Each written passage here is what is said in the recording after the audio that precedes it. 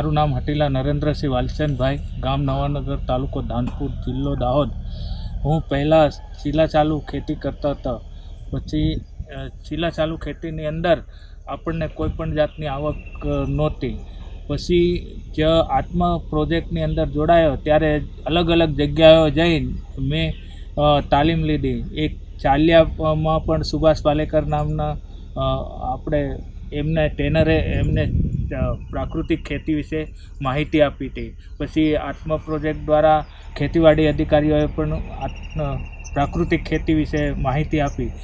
તે માહિતી લઈને મેં એક પ્રાકૃતિક ખેતી ચાલુ કરી। લગભગ 7 વર્ષથી હું આ પ્રાકૃતિક ખેતી કરું છું અને સારું છે। પ્રાકૃતિક ખેતી કરવાથી આપણના જીવનમાં સ્વાસ્થ્ય જેવી રીતે ડાયાબિટીસ, સુગર, કેન્સર જેવી બીમારીઓ થાય છે। આપણે જે રાસાયણિક ખાતરો નાખીને આપણી જમીન બગાડી દીધેલી હોય, પણ એક આ પ્રાકૃતિક ખેતીથી આપણી જમીન સુધારા પર અને સારી પ્રાકૃતિક ખેતીથી હવે પ્રાકૃતિક ખેતીથી ઘણી બધી આવક અમને મળી છે। લગભગ હું વર્ષના 3.5 લાખની આવક મને મળે છે સિઝનની અંદર, બંને સિઝનમાં।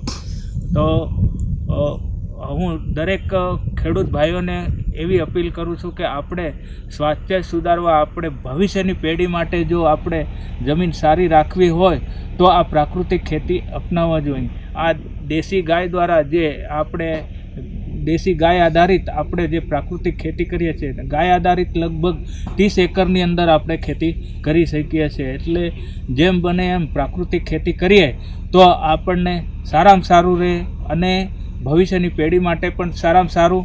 એટલે હું દરેક ખેડૂત ભાઈઓને અપીલ કરું છું કે આપણા જે જીવન જરૂરિયાતો પ્રાકૃતિક ખેતી કરો તો આપણું સ્વાસ્થ્ય સારું રહે અને હરેક ખેડૂતે આપણે પ્રાકૃતિક ખેતી કરવી જોઈએ।